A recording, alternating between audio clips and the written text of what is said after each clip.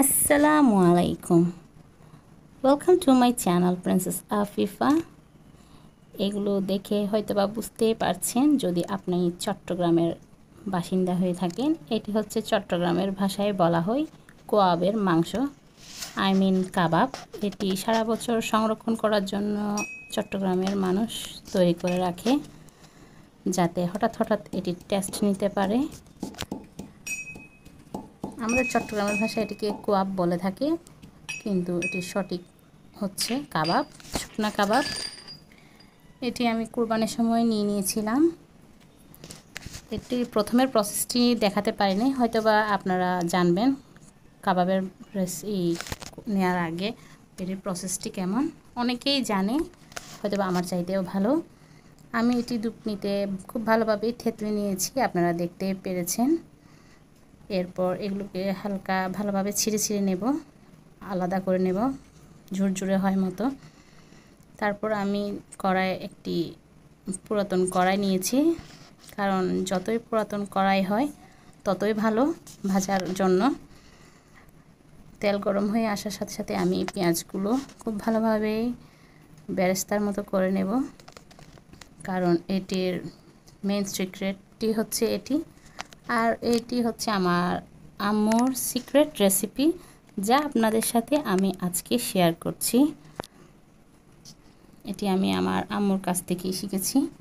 উনি খুব যত্ন সহকারে এটি রান্না করে, আরও প্রচুর পরিমাণের পেঁয়াজ ইউজ করে, কিন্তু আমি ওনার পরিমাণ মতো দেইনি। আপনারা চাইলে দিতে পারেন, আবার কম করেও দিতে পারেন, যার যার ইচ্ছে মতো। সাথে একটি টমেটো ইউজ করেছি আমি। এখন দেখতে পাচ্ছেন খুব ভালোভাবে ভাজা হয়ে এসেছে।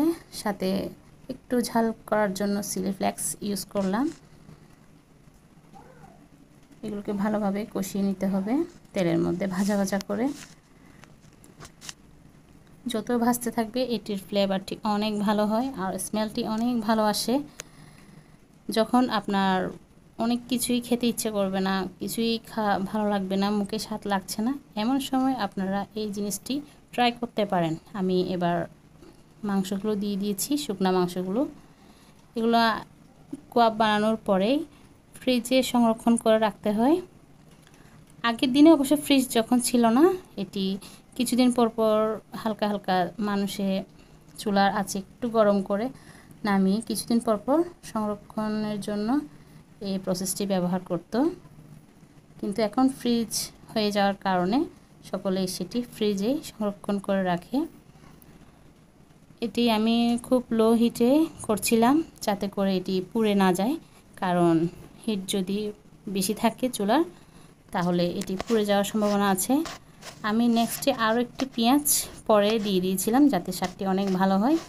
আর বর্তমানে এই রেসিপিটি আমি আমার আম্মির জন্য তৈরি করছি, কারণ ওনার তেমন কিছুই খেতে ইচ্ছে করছে না, মুখের স্বাদ একদম হারিয়ে গেছে। তাই ওনাকে একটু টেস্ট বাড়ানোর জন্য এটি তৈরি করলাম। আর আমার চ্যানেলটি আপনাদের ভালো লাগলে সাবস্ক্রাইব করে দিবেন, লাইক কমেন্ট শেয়ার করবেন। And please please please subscribe my channel. আর আমার রেসিপিটি যদি আপনাদের ভালো লেগে থাকে তাহলে আপনারাও বাসায় ট্রাই করবেন। অসাধারণ একটি রেসিপি, আমার আম্মিরও অনেক ভালো লেগেছে, হয়তোবা আপনাদেরও ভালো লাগবে। ট্রাই করবেন। খুদা হাফেজ।